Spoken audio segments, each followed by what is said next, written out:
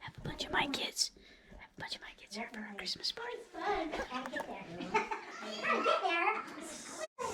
So 25. 125. 135. Oh yeah. Good job. Welcome. This is the Renfeld Christmas party. How do you feel about it? Excited? Yeah, we're getting ready.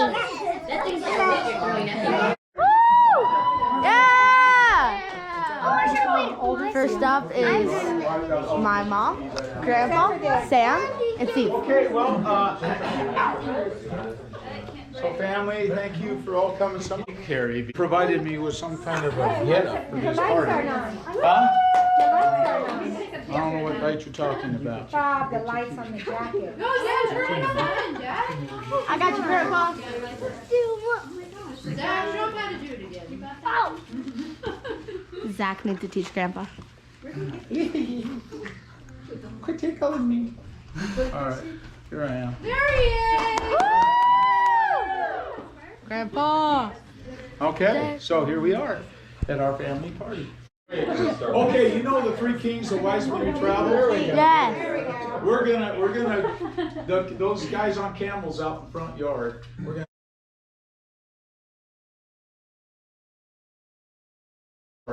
gonna play a song about them, okay? We're gonna come in on one. I'll count three. 1, 2, 3.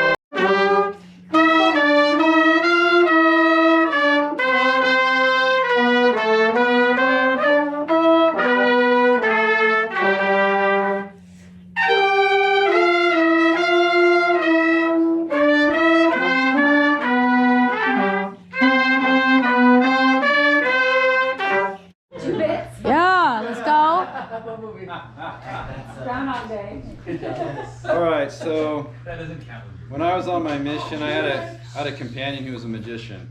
He was pretty good. And yeah, like this was 30 years ago, long before half of you were even born. So what we would do is we'd like walk up to somebody on the street and say, "Hey, we can help you stop smoking." And he'd take a burning cigarette and he'd make it disappear. So yeah, he did some pretty cool stuff, and we had some coin tricks that he taught me, and we could like make silverware at the dinner table disappear and stuff like that. So we had fun. So this is one trick that I learned and I had to kind of refresh my memory on 30 years ago. But see, I got rope here. Everybody want to test it? Make sure it's real rope. And if you're interested in learning this trick afterwards, I can show it to you. But I'm going to make all these ropes the same length. Think I can do that? Are you going to use scissors? No. Yeah. Okay. Magic trick. Okay, so here we go. Here's number 1. Number 2. Get these all organized here. Number 3.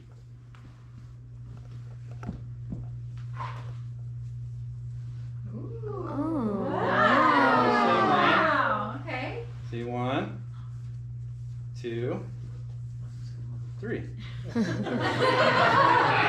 Alright.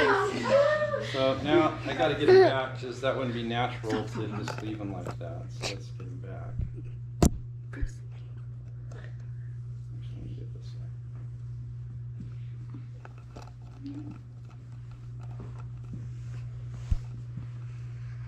Alright. There you go.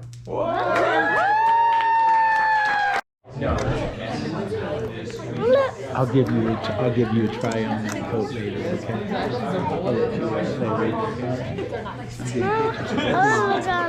You gotta look through, and then you go around and find people who are smiling, and you take pictures. And you put it right on him when he's playing, and you go up close to him, you get close to his face, and you come back out again. Put it on him. Go close now. All right. Here we go. I'll show you.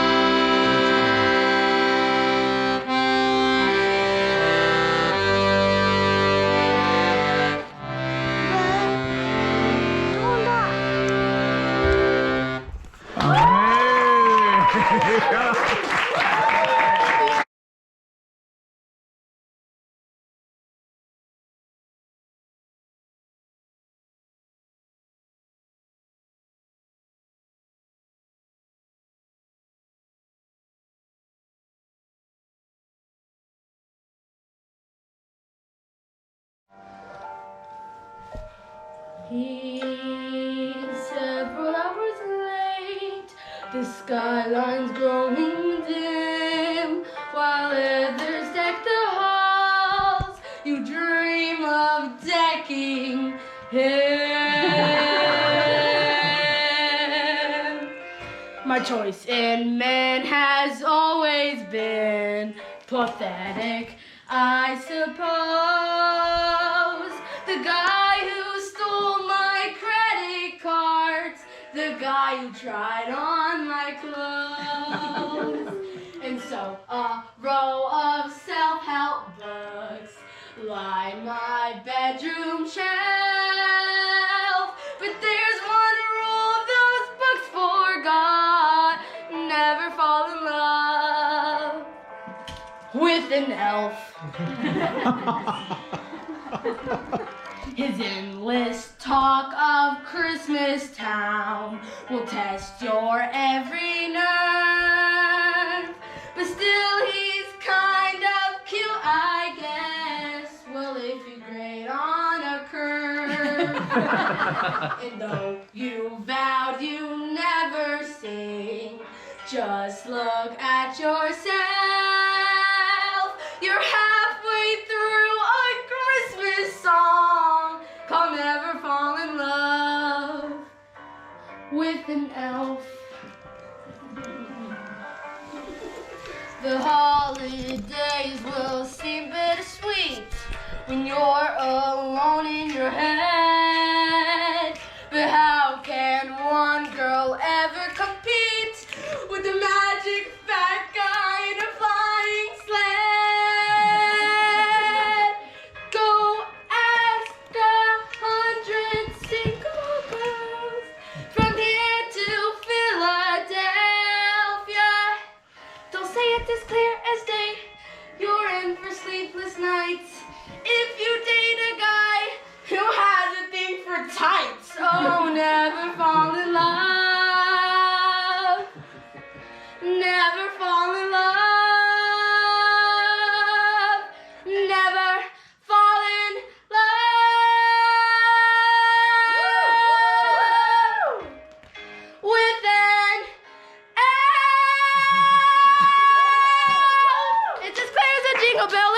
being a whale, don't fall in love with an elf. And it's very sentimental to me and my mom.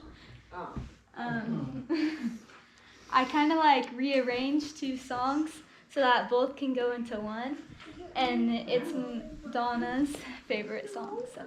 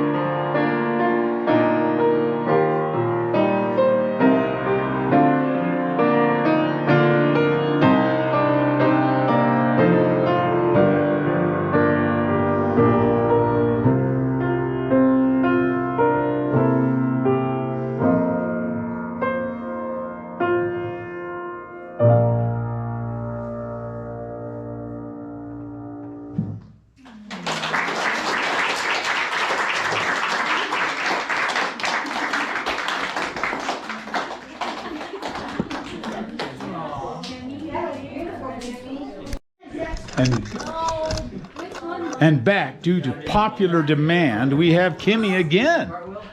She wants me to do my other Christmas song.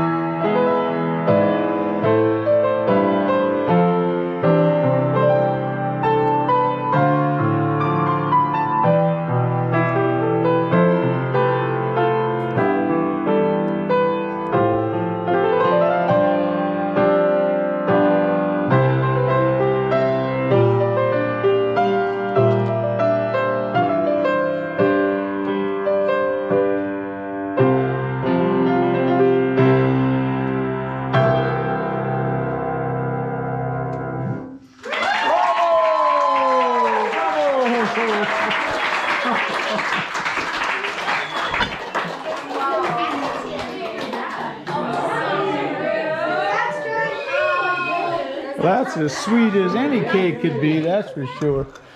Zach, go get yours. Isn't running to the upstairs. Hurry, hurry, go grab it. Okay, that's mine.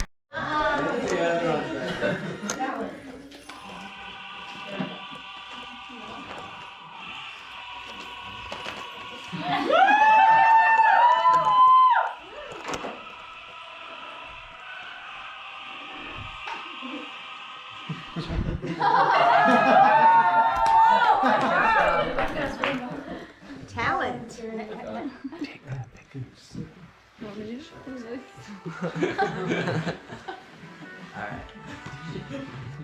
I have no discussion.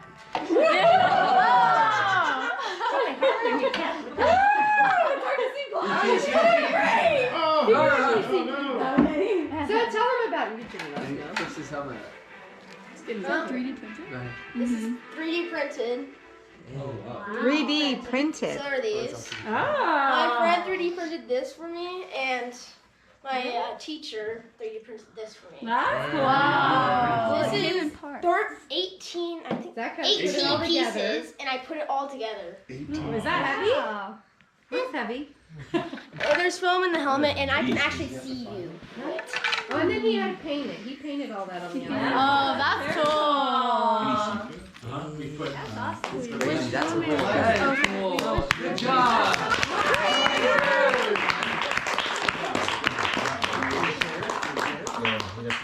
One. Front and center. Okay, so. Time to die. Yeah, that's the spirit. No, not them. Us. We are going to die.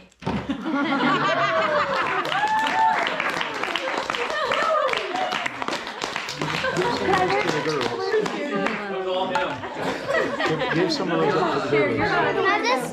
Can I have this? Woo! He's a red one. What state is known for its small drinks? What? Minnesota. Oh, that's a good one. Let's have another one of those fantastic to an jokes. elderly person on the bus, and that's how I lost my job as a bus driver.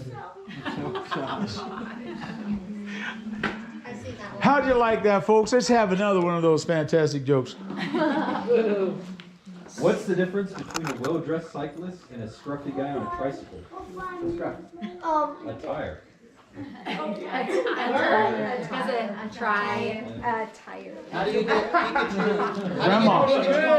Grandma, who's up? I'll be your candle on the water. My love for you will always burn. I know you're lost and drifting, but the clouds are lifting. Don't give up, you have somewhere to turn. I'll be your candle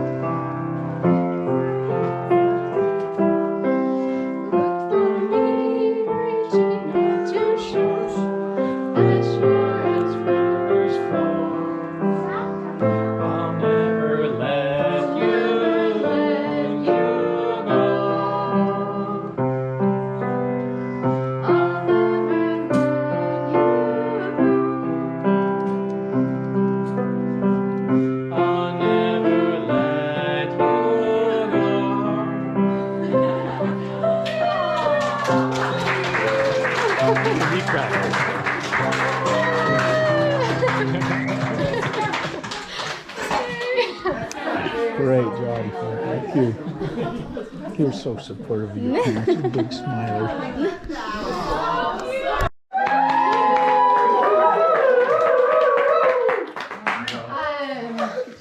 And two people that are super important, and they had to come together, that I want to talk about, because there's no way they could be separated, is this lady here. Hold this. And this lady here. So, you know, last Christmas, I talked about Dad's mom, Grandma Renfeld. And this Christmas, how to talk about moms, two moms, Granny Lynn and Grandma Brown. Granny Lynn, Grandma Brown. Granny Lynn. And interesting, when I was doing some family history a couple years ago, I was actually working on Grandma Wilkinson, Grandma Brown's side, which is her paternal father, so which is Wilkinson. I was going down the line working on it, and I decided to click on view my relationship to see where, you know, it was connecting, because you start going back and then you kind of like, okay, where am I in this relationship? And when I clicked on it, it pulled up this line. And so when I was looking through it, I was realizing that they have ancestors that married in to the same family that united these two women together. And Mom, these two women were a beautiful part of raising you, and they each played a different part, but they both did it well. And I'll just be forever grateful for these two beautiful women who helped bring you and raise you into this world to make our amazing family today. And so you all get a picture of each of them. So there's enough. And then it just says on the back, it just has her name, how we referred to her first, Granny Lynn, and then Linda Ann Larson McBride, and her birth and her death, and then Grandma Wanda Lee Wilkinson Brown, and then her birth and her death. And so you guys can all get one and kind of remember a little bit. I'm going to tell you one thing real quick, and I actually brought a little something, just one thing that I remember about these two women in my life. Of course, we knew Granny Lynn the most, and I just remember when we'd come over to her house and she would watch us and we'd stay with her. My biggest thing I remember was that she would always, Carrie, come in, you want to rub my feet for $1? And so we go into the room and we rub Grandma's feet and she give us $1. And then we were so excited to take that money we got from her and go to the store, through the orange rows to the grocery store and buy a little treat. So I brought also just a little treat for everyone to remind us about Granny Lynn and the cute little things I remember about her that she would do. And then Grandma Brown, since we didn't know her as much growing up, the biggest thing I remember, honestly, about Grandma Brown was when Mom got hurt with her ankles, and Grandma Brown came to stay with us to help take care of Mom. And I think it was a reuniting of, you know, love for the both of them. And Grandma Brown made this, I've never had before, chicken and dumpling soup. And she put these biscuits on top of the soup in the pan. And I was like, I've never even seen that before. And it was so yummy. And so that was a really neat experience that I really remember from, you know, having her for the short time we had. And then, of course, when we had our big trip, too, I took all of our kids and we went and they got to meet Grandma Brown before she passed away. And she's saying we got stuck on this hillside up to her house. It's like this big hill you have to drive up. And it's one lane, and there was an accident, and so we were stuck on that hillside for 30 minutes. It was a really long time. And Grandma Brown sang songs to my kids for 30 minutes straight. Aww. And so that was another sweet little experience of, that we had at Grandma Brown. So, for Grandma Brown, everyone, let's see, where is it?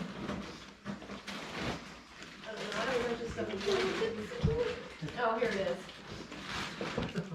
So, chicken and biscuit. Grandma Brown for making that yummy chicken dumpling soup that I never had before. Anyway, that's my talent. Wait, I've got one more to add on to yours.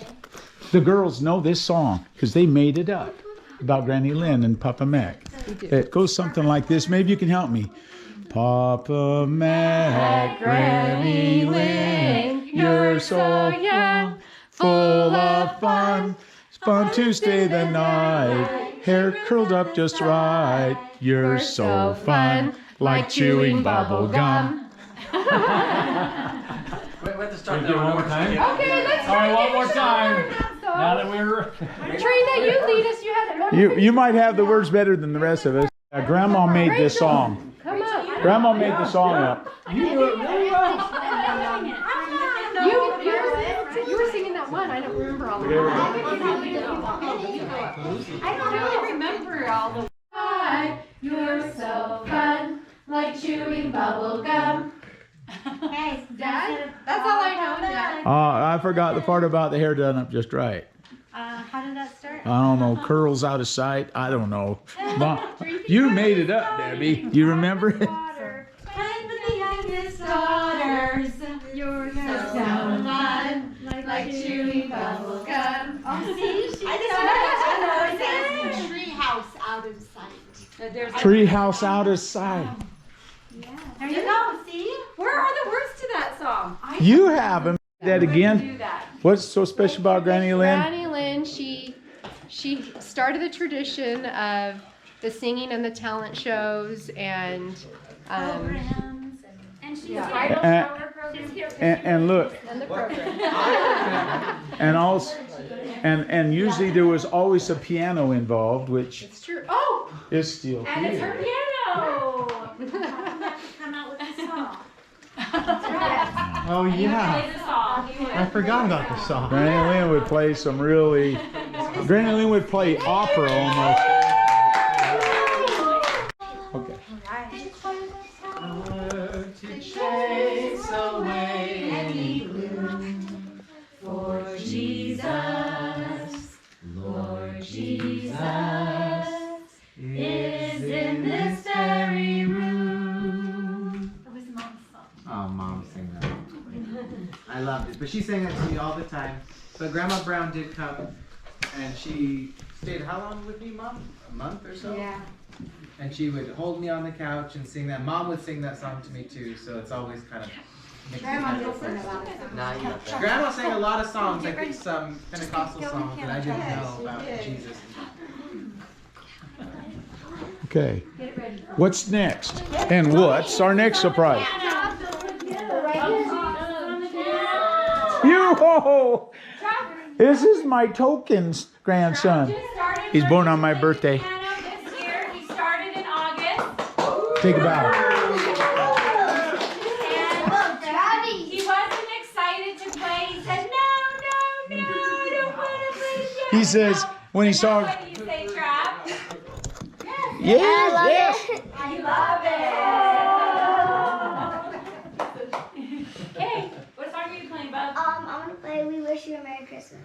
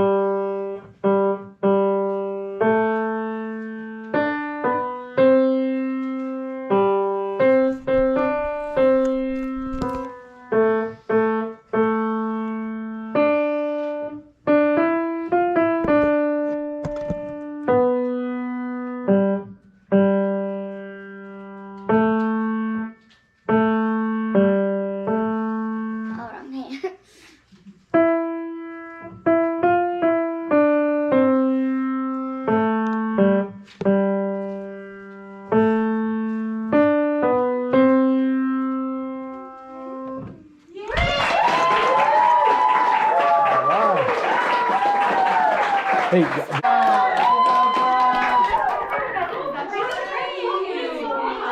Okay, Cal's gonna play the piano next. whoa! And he told me he didn't want to play the piano, and he still does. But he still starts it, but he plays it. Yeah. You want to sell What song are you playing, Cal? Yeah. The song is Jingle Bells.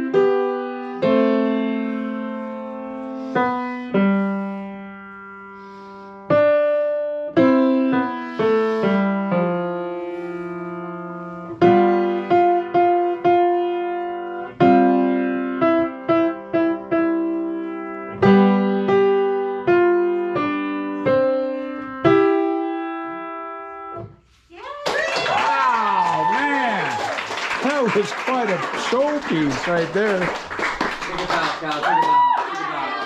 Think about, Cal. Okay, Elise and Jace. I'm gonna do another one. Is that close enough? Yeah, that's good.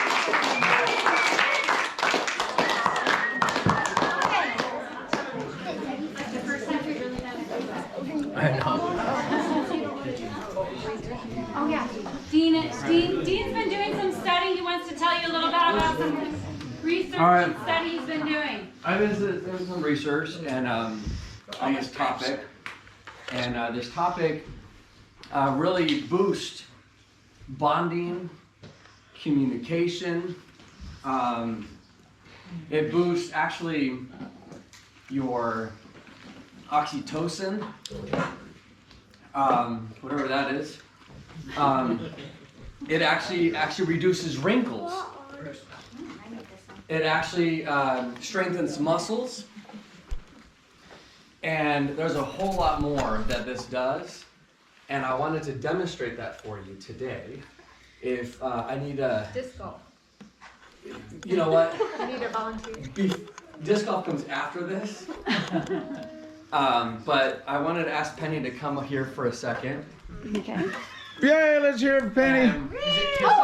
And this thing involves a 6-second kiss. Five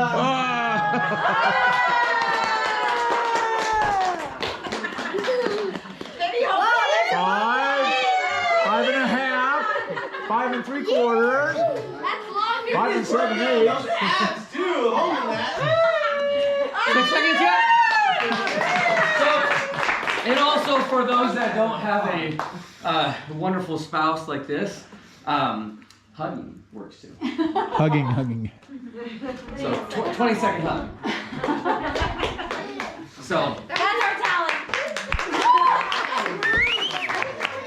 6-second hug in 20 well, I give extra seconds on the kiss. Are those the only two things? What? You know, there's other things. I can show you the disc golf move too. You know, just. I can show you how to drive it.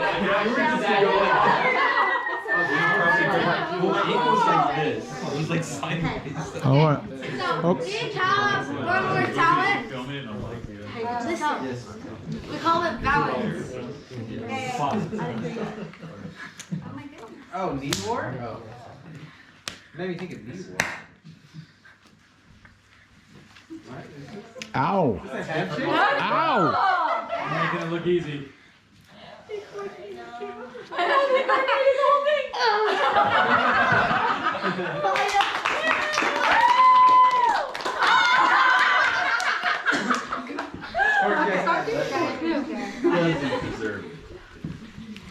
What in the world?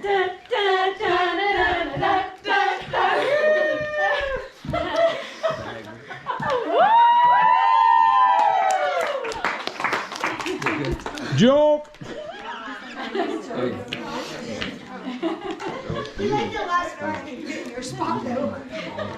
Who's next while the joke is being read? My teachers told me I never amount to much because I procrastinate. I told them just you wait. You know what's funny though is that 70% of the earth is water, but virtually none of it's carbonated. So in fact the earth is flat. Ah, I like that one. Yeah. That was good. Very funny. Okay, so you remember that last Christmas party, there was a challenge from Haley. If you're listening, Haley, this is for you. Brian said, no, Haley's not getting out of this. I want a proxy. You're not here, Haley, so I gotta beat your dad instead. Yeah, so I gotta try to hold it for you. And here they go. We gotta make it push-ups then. Come and do it, come right. I'm watching. Are we going chest to floor or Good piece. Oh, it was? Yeah. You can hit heads.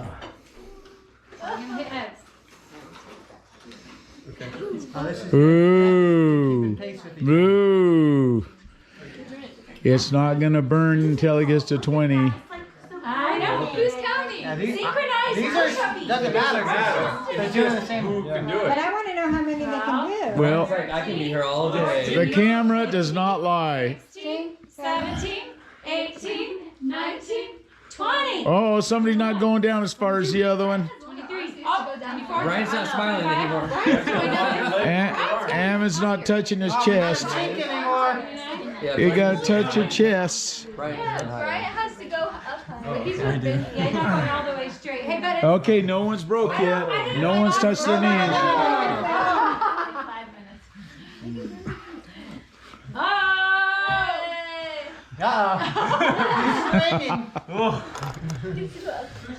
Look at the determination. The determination of these people. Oh, there we go. Come on, Brian. This is a guy who a seasoned vet against the Look Wyoming. at the determination.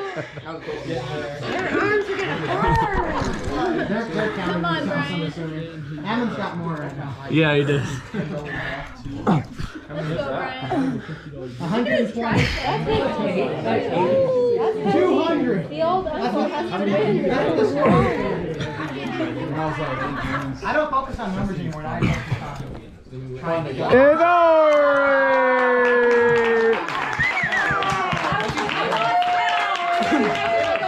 Hey, at this time, Bryant, do you have anything to say to Haley at this time? It was at least 500. 500. I held it for you, Haley. That's what the story is going to be anyways. To drive, thank you, Brett and Maria. I finished up the story. So, here it is. Don't open the door. Don't open the door. Don't open the door. These 4 words, I couldn't get them out of my head. That's so close. I'd been thinking about it all morning. It had to be a prank. But how? No one else was here to do it. No one else lives in this apartment anymore but me. I had awoken to those 4 words written on the notepad at my desk in my own handwriting. I couldn't get over it. I told myself it was ridiculous, the whole thing, the note, the words, the fear I didn't want to admit I felt. Don't open the door. I'd written it, somehow. Even though I had no memory of doing so, it had to be me. That's the only explanation. The sane explanation. And yet here I was, hours later, still stuck in this apartment, still terrified to leave. By mid-morning, I'd already convinced myself I wasn't going to work. I called in sick, even tried to sound hoarse to sell it. My boss didn't care. Get better, he said, as if I wasn't coming apart at the seams. The hours ticked by in silence. My phone buzzed once or twice, emails, random alerts, but I ignored it. Every time I thought about stepping outside, even just to the hallway, my stomach churned. What if the note was right? What if there was something out there I didn't want to face? I tried to rationalize it. This is what stress does, I told myself. It's what loneliness does. You start making things up, writing cryptic notes. But even that explanation didn't feel right. I wasn't lonely. I wasn't stressed, at least not until now. By afternoon, I'd started pacing. My place wasn't exactly spacious, but I walked the same path over and over. Living room, kitchen, door, window. The window was a dead end. It looked out at the neighboring building's brick wall, a depressing gray view I'd never given much thought to before. Now it felt like a prison. Sometimes I catch my faint reflection in the glass and get a jolt, like I was seeing another person looking in on me, trapped on the other side. I stopped in front of the door, staring at it like it might move. It looked so normal, plain wood, slightly scuffed at the edges. There was nothing sinister about it, nothing that should have this kind of hold on me. And yet every time I thought about turning the knob, my chest tightened. What if the note was more than a prank? What if it was a warning? The thought was absurd. A warning, please. I laughed out loud, the sound sharp and hollow in the quiet apartment. You're losing it, I muttered. It's a door, just open it. But I didn't. I ordered food around 6, more because I knew I should eat than because I was hungry, and also for a reason to open the door. Don't open the door. Hours later, I looked through the peephole, but there was nothing, just the now likely cold food that was left there. This is ridiculous. By nightfall, the fear twisted into something else. Anger, maybe? I couldn't live like this, afraid of a stupid door, a stupid note. I forced myself to stand, my legs weak, and marched towards the door, but before I could talk myself out of it, my hand trembled as I reached out for the knob. The note echoed in my mind, louder now, a frantic scream, "Don't open the door." I gritted my teeth. There's nothing out there, I whispered, trying to convince myself. Nothing. I turned the knob and pulled. The hallway stretched out in both directions, empty and quiet. The same dull carpet, the same yellowed light fixtures, the faint smell of the left food. Nothing. I let out a shaky breath and stepped back inside, shutting the door quickly. Relief rushed over me, but it didn't last. Why did I come back in? There was nothing there, and yet, why do I feel like something terribly wrong just happened? A new thought crept in, colder and more insidious. What if I let something in? The apartment felt different now, heavier, the air thicker. The shadows in the corner seemed deeper, darker. I shook my head, trying to shake the thought loose. Nothing was in here, nothing had changed. But it didn't feel that way. I'm a grown man. This is a fear of children. But I found myself in fear, checking under the bed, the closet, behind the curtain. And every time I did, it felt like something was watching me from behind. That night I lay in bed, the sheets tangled around my legs. I kept the lamp on, its weak glow doing little to chase away the unease. My eyes darted to every corner, every flicker of movement. I knew it was nothing, just the play of light and nerves, but it didn't stop the crawling feeling at the back of my neck. Don't open the door. Why did I open it? It wasn't even worth it. I didn't even leave.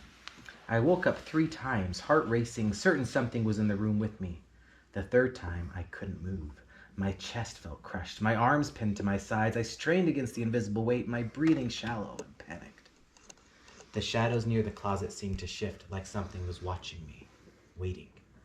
A flicker of memory teased me, something cold and impossibly strong holding me down, a breath on my neck that wasn't my own.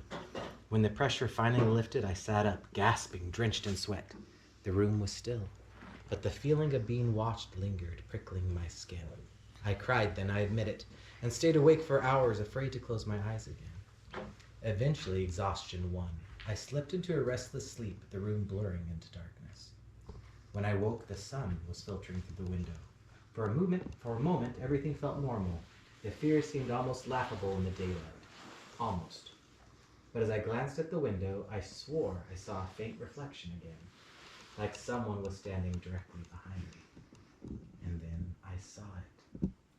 On the kitchen counter, right where I couldn't miss it, was another note, folded over. My hand trembling, I reached for it. I gripped the note, feeling that presence behind me again, the weight on my chest still fresh in my mind. I tossed the note in the trash, threw the door open, and ran out the door. I didn't look back.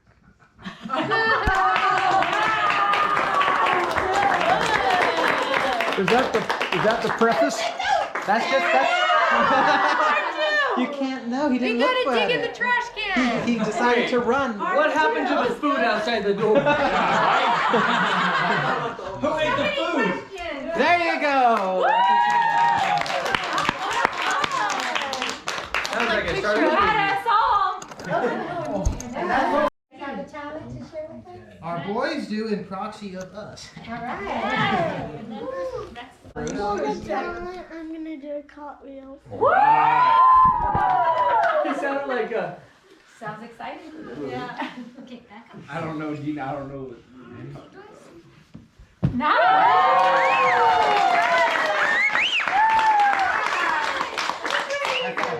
I thought you were going to sing All I Want for Christmas Is. All I want for Christmas is my 2 front teeth. 2 days ago. Wow. Did you hook it to a door? You did a good Oh, job. that's a cow. I didn't pull it out. I used to. You didn't cry at all, huh, buddy? Leave all that. What about Here he comes. This guy's not afraid to do anything, huh? You gotta be quiet for this one. What are you gonna do? That's so cool. Sing a song. Okay. What songs am I singing? You pick. What song am I singing? You pick. Put your hands down. Let the snowflakes falling from the sky. Snowflakes, snowflakes, let the snowflakes falling from the snow.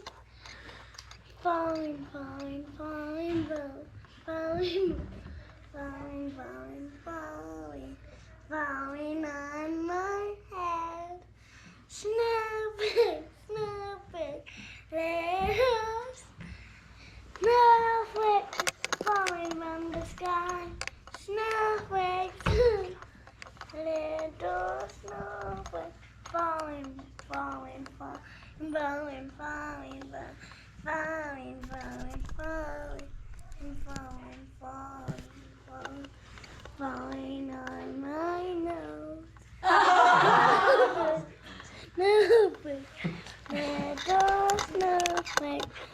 It's falling from the sky.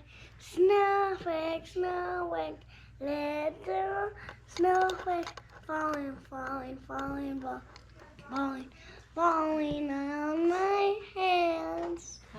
Snowflake, snowflake, little snowflake.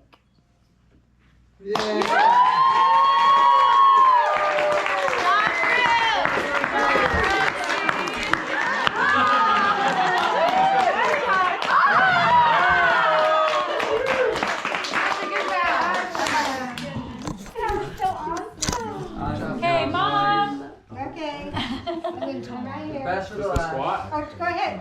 Oh, yeah, come on. We have to go outside. Have to go outside. Go ahead, Grandma. This guy just loves these electric motorcycles. Holy crud. All right. Best for last. What? Best for last. That's your best. Okay. You're going to be on the back. So at the beginning of the program, what did Grandpa talk about? The meaning of Christmas? Yes. And where did that take place? Does anyone know? Bethlehem. Where's Bethlehem? Do you know what? Yeah. Oh, I know. Far away. Far away.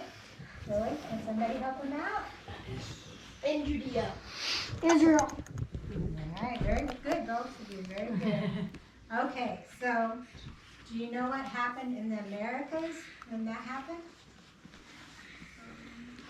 Because we're far away, right? So this is what this story is going to be about. It's called a Nephite Christmas.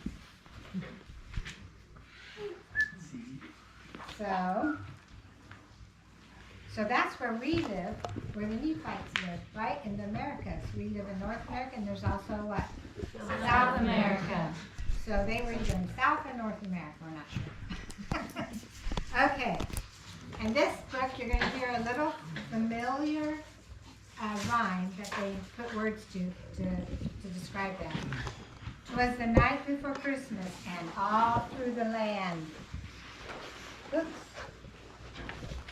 This thing's going to fall off, so I'm not going to let it. Okay, and all through the land.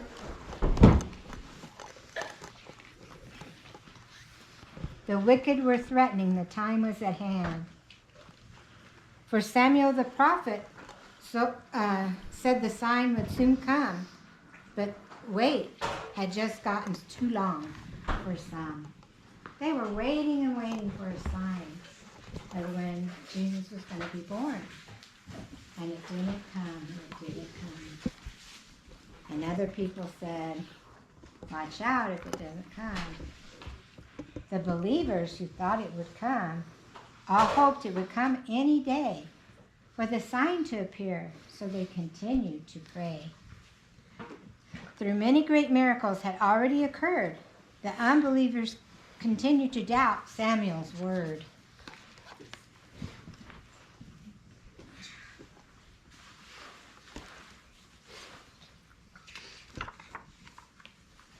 A tremendous uproar soon began to arise. Disbelievers now started to spread all their lies. The Savior's not coming. Your faith is in vain. Quit praying and watching. You've got nothing to gain.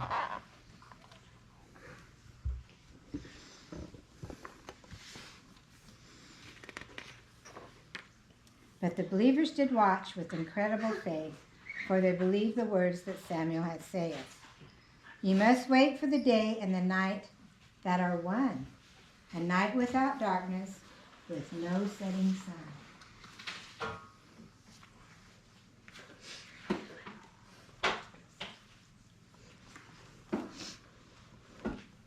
Now the time had arrived, a day set apart to see who was really a believer at heart.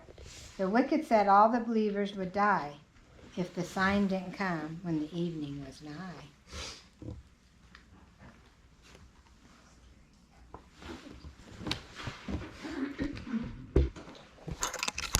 So Nephi the prophet went out and bowed down in a small grove of trees on the outside of town. He earnestly poured out his heart to the Lord, that the faithful would not all now die by the sword.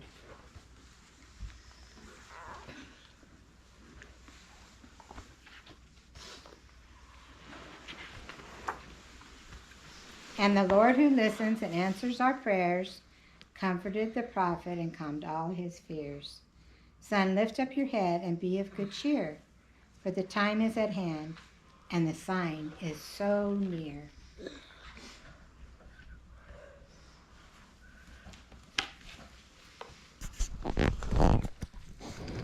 On this very night shall the words be fulfilled, for I come to obey and do my Father's will.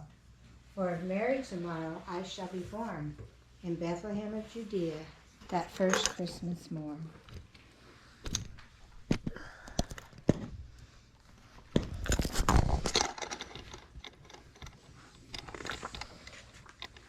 So that glorious night no darkness came.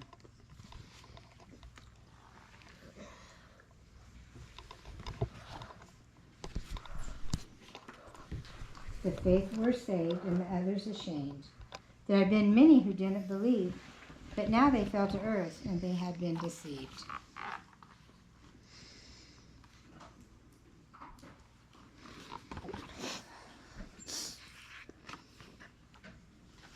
"'Twas the night before Christmas, and the faithful were saved, because the sign came that foretold of the babe.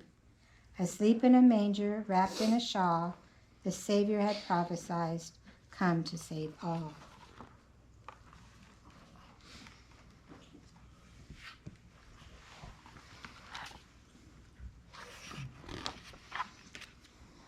And so from the Nephites of old unto you, remember Christmas came to save all of us too. So never lose faith, keep him always in sight. Merry Christmas to all, and to all a good night. That's what every Christmas book says. Okay, and I have something for each of you to remember.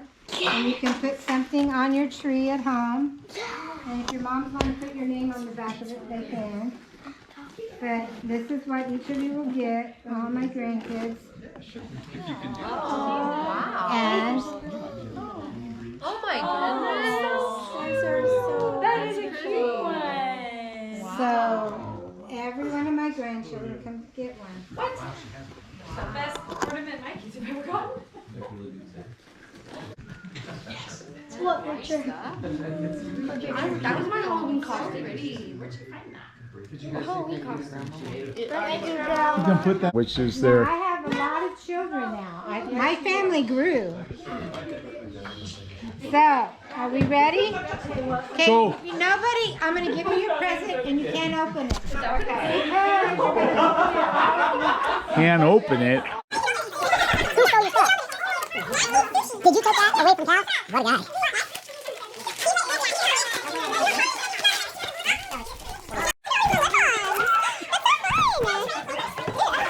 Clip-ons. Yeah, I bet you can figure that out. So that's a glider for sure. Oh, they're getting ready to box over there.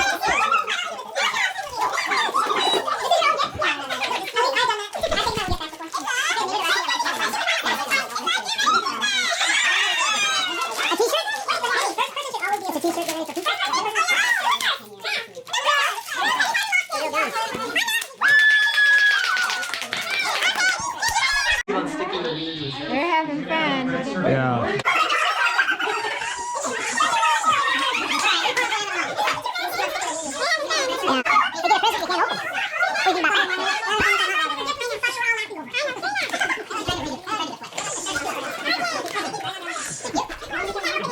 Just call them fast. Okay. These are games. You try to take them apart. Just smart people like you know how to do it.